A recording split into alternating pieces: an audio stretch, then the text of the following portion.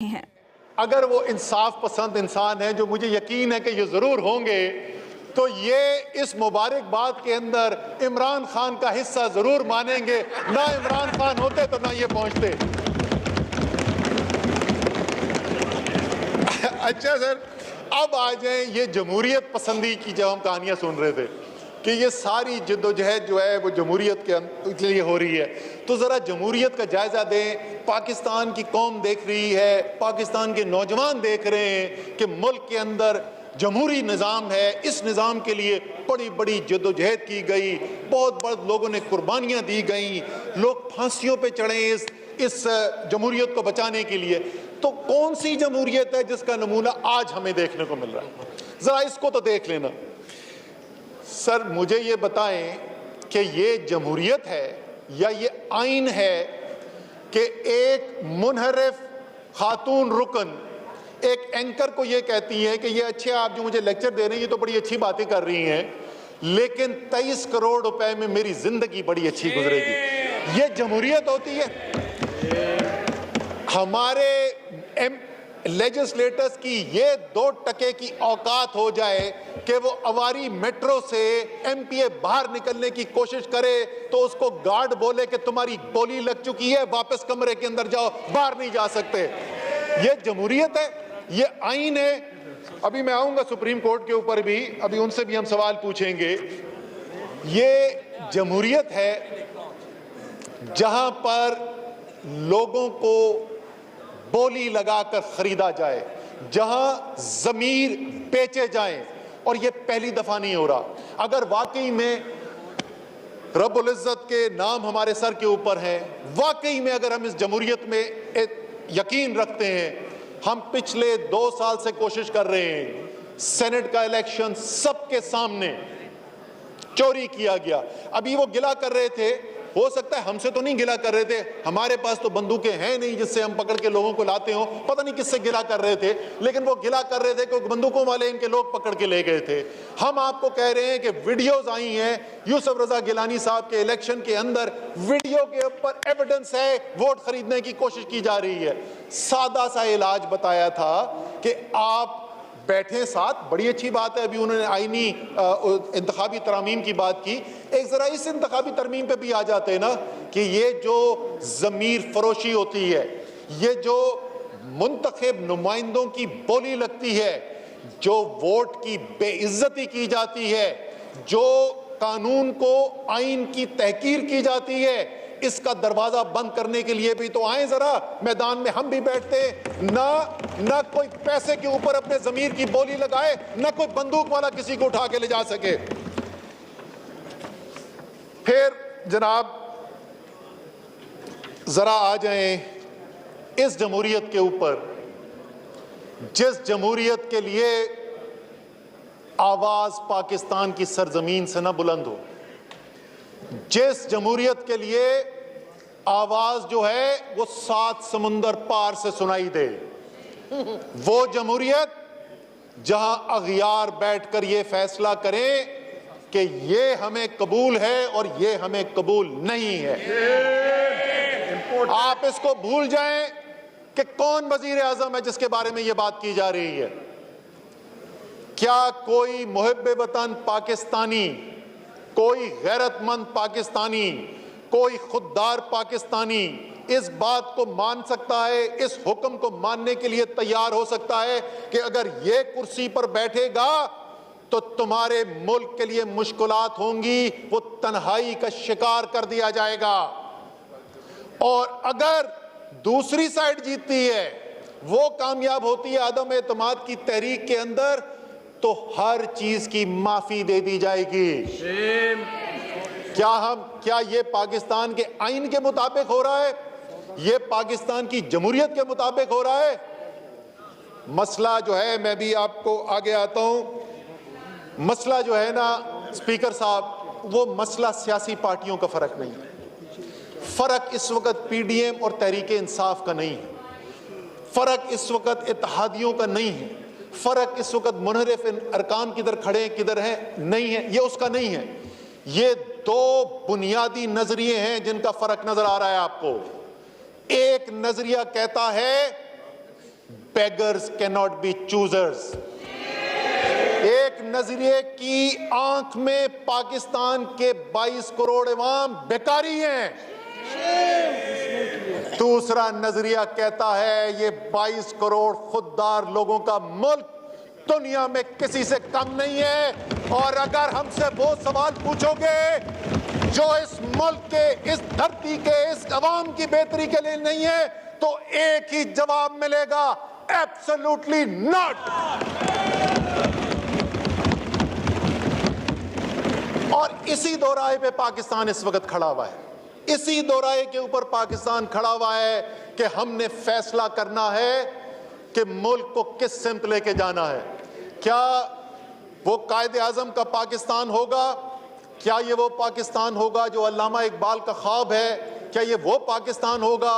एक खुददार पाकिस्तान होगा, एक आज़ाद पाकिस्तान होगा, एक ऐसा पाकिस्तान जिसकी आज़ादी के लिए लाखों लोगों ने कुर्बानी दी। हमारे माँ बाप, हमारे नाना दादा नानी दादी, हमारे बुजुर्गों ने कुर्बानियां दी, सिर्फ जुबान से नहीं, सिर्फ माल से नहीं, सिर्फ हिजरत करके नहीं, जान की कुर्बानी दी। क्या उन्होंने कुर्बानियां इसलिए दी थी कि कोई और मुल्क हमें यह बताएगा कि तुम किस मुल्क में जा सकते हो और किस मुल्क में नहीं जा सकते? क्या ये कुर्बानियां इसलिए दी गई थी कि अंग्रेज यहां से तो चला जाए, लेकिन हम यहां पर बैठ के अपने मुल्क के अंदर दूसरे मुल्कों के सामने सर झुका के उनकी गुलामी करें? क्या इसलिए उन्होंने कुर्बानी दी थी? हरगिज़ इसके लिए यह कुर्बानी नहीं दी गई। जो फैसला इस वक्त कौम कर बैठी है, और इसमें किसी को शक नहीं होना चाहिए, किसी के दिमाग में यह शक नहीं होना चाहिए कि कौम ने फैसला कर लिया है, खुददारी से जिंदगी गुजारनी है, आज़ादी से जिंदगी गुजारनी है, और वो पाकिस्तान बनाना है जो अल्लामा इकबाल और कायदे आज़म का ख्वाब था। शायद ये बात मुझसे बेहतर, शायद ये बात मुझसे बेहतर मेरे दाएं तरफ बैठे हुए जो हमारे साथी हैं उनको समझ आ गई है।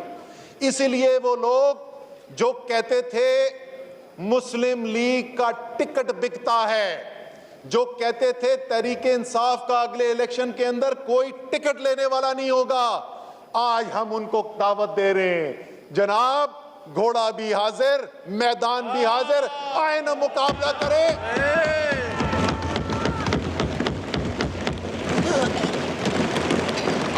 आप भी इस ऐवान के मेंबर्स हैं। हम नहीं चाहते कि हमाद अजहर जैसों को मौका मिले कि वो आपके ऊपर वो फिक्रे कसें के नस गए जे, तो आप ना करें, आए मुकाबला करें।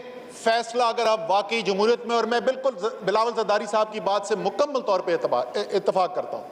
उन्होंने एक बात पे बार बार आज जोर दिया, और मैं 100% उनकी इस बात से इत्तफाक करता हूँ कि हल जो है वो वोट है।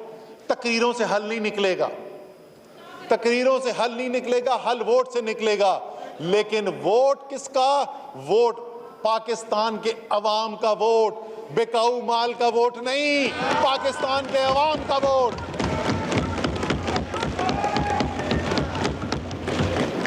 सर हम तो अगयार के लीडर्स को दुनिया का लीडर नहीं मानते।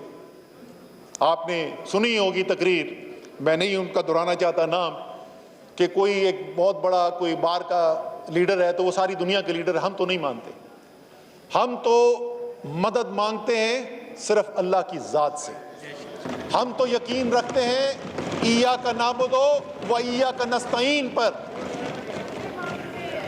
अगर हम तो उस नबी सल्लल्लाहु अलैहि वसल्लम को मानने वाले, उनके कदमों पे चलने की कोशिश करने वाले लोग हैं कि जहां 313 भी हो तो 1000 से जंग करने से घबराते नहीं हैं। हो सकता है हमारा एतमाद गलत निकले, क्योंकि हम तो जो है वो जज्बे के साथ, जुनून के साथ अपने यकीन के ऊपर मुकाबला करने वाले लोग हैं। हो सकता है हम गलत साबित हो सकता है जो आपका दावा था दुरुस्त साबित हो, लेकिन इस मुल्क को अगर आप इस इंतशार से, और इसमें कोई शक ना रखे, मैंने आपको बताया मैं किस चीज़ से बिलावल ज़रदारी की मुस्तकिल मैं मुकम्मल तौर पे इत्तफाक करता हूँ। अच्छा, मैं इनको बिलावल ज़रदारी साहब इसलिए नहीं कहता, हालांकि सीनियर लीडर हैं, क्योंकि इनकी एज जो है वो मेरे बेटे से कुछ 6 हफ्ते का फ़र्क है, तो दिस इज़ नॉट डिसरिस्पेक्ट। लेकिन बिलावल ज़रदारी की एक बात से तो मैंने इत्तफाक किया कि हम जो है वो वोट के ज़रिए इसका हल निकालें, लेकिन मैं एक बात से इनकी इत्तफाक नहीं करता। इन्होंने कहा कि ये एक जमहूरी तरीका जो इस्तेमाल किया गया है, इससे जमहूरियत की राहें खुली हैं। स्पीकर साहब, आप मेरे अल्फाज याद रखिए, पता नहीं हम यहां पर होंगे या नहीं होंगे,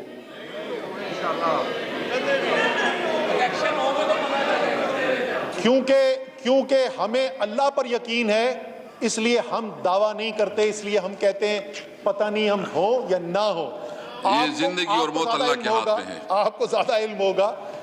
लेकिन ये जो रिवायत शुरू की है, ये रिवायत रुकने वाली नहीं है। अगर पाकिस्तान में हुकूमतें सिर्फ 10-15 अरब रुपए लगाने से, वो तो बलूचिस्तान की खबर को सुनते में मिलती है कि 3.5 अरब रुपए में शायद हुकूमत बदल गई। अल्लाह जानता है सच है कि नहीं है, अल्लाह जानता है सच है कि नहीं है। मक्सी साहब, इतना पैसा हमारे पास होता तो मैं कोई अच्छा काम कर रहा होता। अच्छा, हमें नहीं पता किसने करवाया है, पता नहीं सच भी है कि नहीं है। अगर 15 अरब रुपए लगाकर इस मुल्क की हुकूमतें बदली जा सकती हैं, तो स्पीकर साहब, इस मुल्क के अंदर आज बदकिस्मती से इतना हराम का पैसा घूम रहा है जिसकी तादाद कोई नहीं है। ये जो सियासत शुरू होने वाली है, ये सियासत का इख्तिताम जो है वो कोई अच्छा नहीं होने वाला है। इसलिए चले, आप यहाँ तक पहुँच गए हैं, यहाँ से अगर आप निकलना चाहते हैं, अगर वाकई जमहूरियत में आप यकीन रखते हैं, तो आए, इलेक्शन के मैदान के ऊपर आए और वहाँ पर आकर मुकाबला करते हैं। अब मैं आता हूँ जनाब सुप्रीम कोर्ट के ऊपर। सुप्रीम कोर्ट की हमारी बड़ी इज्जत है, हमारे जमहूरी निज़ाम का एक बहुत अहम सतून है। 3 हिस्से हैं हमारे जमहूरी निज़ाम के अंदर, मुकन्नना है, अदलिया है और हमारी इंतज़ामिया है, हुकूमत है। इन तीनों का बड़ा अहम किरदार है। लेकिन स्पीकर साहब, हमारे आइन के अंदर बड़ा वाज़े लाइन भी खींची हुई है कि हर इदारे ने किस लाइन के अंदर रहते हुए काम करना है। आप एक कानून को, आइन को मानने वाले इंसान हैं, इसलिए आपने फैसला किया कि सुप्रीम कोर्ट ने जो ऑर्डर लिखा आपने उसकी कंप्लायंस कर दी। लेकिन अगर वाकई में ये सब लोग मानने वाले हैं जमहूरियत के, तो पार्लियामान की सुप्रीमेसी को भी मानने वाले हैं। अगर सुप्रीम कोर्ट यह भी फैसला करेगी कि किस दिन इजलास होगा, किस मिनट पे शुरू होगा, तो इस पार्लियामान का क्या फायदा? पैसा बचाए, इसको रैप अप करें और घर भेजते हैं।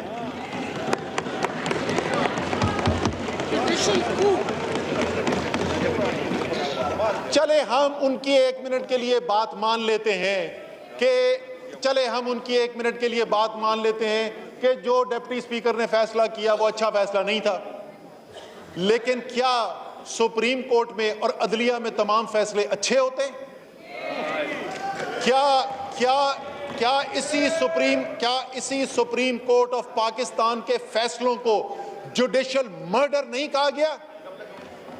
क्या अगर उसके बाद पार्लियामान ये फैसला करती कि क्योंकि एक elected prime minister of Pakistan का जुडिशियल मर्डर हुआ सुप्रीम कोर्ट के फैसले के जरिए, क्या पार्लियामान उसके बाद हक बजानब होती कि अगर ये फैसला करती कि अब से सुप्रीम कोर्ट में कौन सा केस सुना जाएगा वो पार्लियामान फैसला करेगी, कितने बजे सुप्रीम कोर्ट खुलेगा वो पार्लियामान फैसला करेगी, शाम को इख्तिताम किस दिन होना है वो पार्लियामान फैसला करेगी? क्या ये दुरुस्त होता? ये यकीनन दुरुस्त नहीं होता। जिस तरीके से वो दुरुस्त नहीं होता अगर पार्लियामान सुप्रीम कोर्ट के काम के अंदर मुदाखलत करे, इसी तरीके से आइन के अंदर जो पार्लियामान का काम है सुप्रीम कोर्ट की मुदाखलत उसमें ठीक नहीं है। बहुत इज्जत करते हैं हम इनकी, बहुत इज्जत करते हैं और करते रहेंगे, लेकिन जो उन्होंने फैसला किया वो पार्लियामान की सॉवरेनिटी, पार्लियामान की सुप्रीमेसी की के अंदर इंटरफेरेंस है। और मेरी आज भी उम्मीद ये है, आज कर लें, आज नहीं करते अगले इजलास में कर लें, मेरी उम्मीद है कि तमाम हाउस यकजा होके, क्योंकि ये डिफेंस जो है ये दिफा किसी एक शख्स का नहीं होगा, ये एक सियासी पार्टी का नहीं होगा, ये किसी एक हुकूमत का नहीं होगा, ये दिफा होगा पूरी पार्लियामान का। इस पार्लियामान को यकजा होकर आवाज बुलंद करनी चाहिए कि जो पार्लियामान का हक है, जो पार्लियामान का इख्तियार है, वो हम किसी और को देने के लिए तैयार नहीं है। आखिर में जरा सी मुरासले के ऊपर बात कर लें, क्योंकि हमने पहले भी कोशिश की कि पार्लियामान को, क्योंकि हम यकीन रखते हैं पार्लियामान की जमहूरियत में, अगर आप यकीन करते हैं तो पार्लियामान की सुप्रीमेसी के ऊपर आपका यकीन होना जरूरी है। हमने कोशिश की कि पार्लियामान को कॉन्फिडेंस में लिया जाए, एतमाद में लिया जाए। लीडर ऑफ द ऑपोजिशन ने कहा मीडिया के अंदर कि जी जब मुझे बुलाया गया तो मैंने बाकी सब ऑपोजिशन के दोस्तों से राय ली तो पता चला कि वाहिद मैं इनवाइटेड था, कोई भी और इनवाइटेड नहीं था, और वो भी जुबानी इनविटेशन था।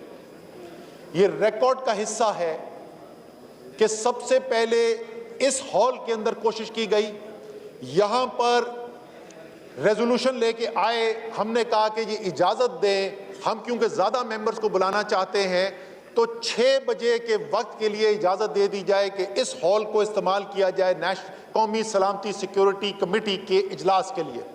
2 दफा वोट हुआ, 150 से ज्यादा मेंबर्स ऑपोजिशन के मौजूद थे, दोनों दफा उन्होंने इस करारदाद के खिलाफ वोट डाला। ये इसके बाद नहीं कह सकते कि हमें नहीं इल्म था इसके बारे में। जो इन्विटेशन है उसका वो असेंबली के रिकॉर्ड के ऊपर मौजूद है। 85 मेंबर्स को इन्विटेशन दिया गया, उसके अंदर बिलावल जरदारी साहब भी इनवाइटेड थे, शहबाज शरीफ साहब भी इनवाइटेड थे, खालिद मक्सी साहब इनवाइटेड थे, खालिद मकबूल सिद्दीकी इनवाइटेड थे, शहरी रहमान का मुझे नाम है इनवाइटेड थी, शाहजैन बुक्टी इनवाइटेड थे, असद महमूद साहब इनवाइटेड थे। तकरीबन तमाम लीडरशिप इनवाइटेड थी। ये वहां पर नहीं आए। इन्होंने ये फैसला किया कि ये वहां पर ब्रीफिंग के लिए नहीं आना चाहते हैं। मैं एक दफा फिर कहूंगा, ये पाकिस्तान की तारीख का एक बहुत अहम मोड़ है। मैं फिर जो फॉरेन मिनिस्टर कह के गए हैं उसको दोहराना चाहता हूं कि अभी भी वक्त है, इन कैमरा ब्रीफिंग बुलाएं और तफसील से ब्रीफिंग लें ताकि पाकिस्तान का हाउस, ये जो सुप्रीम हाउस है, जो पाकिस्तान की जमहूरियत का मंबा है, यहां पर आकर तमाम मेंबर्स सुने और फिर उसके मुताबिक अपने फैसले कर सकें। लेकिन अगर ये नहीं मानते तो खैर ये इनका फैसला है, लेकिन मैं रिकॉर्ड पे लाना चाहता था। आखिर में वो तमाम कौम जो इस वक्त घर पर बैठी है और जिसको मैंने कहा कि जैसे कि वो फैसला करके बैठे हुए, और ये तमाम मेंबरान जो यहाँ पर बैठे हुए हैं, इनके लिए भी मैं आखिर में सिर्फ यही बात कहना चाहता हूं, ये जद्दोजहद जो है ये पाकिस्तान की बका, पाकिस्तान की आज़ादी और पाकिस्तान की खुद मुख्तारी की जद्दोजहद है। ये जद्दोजहद किसी एक अदम एतमाद के वोट की मरहून मिन्नत नहीं है। इमरान खान ने 25 साल से ज्यादा यही जद्दोजहद की है, करता रहा है, आज कर रहा है, करता रहेगा, और ये सारे शेर इमरान खान के साथ खड़े रहेंगे। तो तमाम तहरीके इंसाफ के सपोर्टर्स, वर्कर्स, वोटर्स, खुददार, मुहिब वतन पाकिस्तानियों के लिए आखिरी मेरा पैगाम, डट के खड़ा है अब इमरान, ठीक करेगा सब कप्तान, नया बनेगा पाकिस्तान। जी ख्वाजा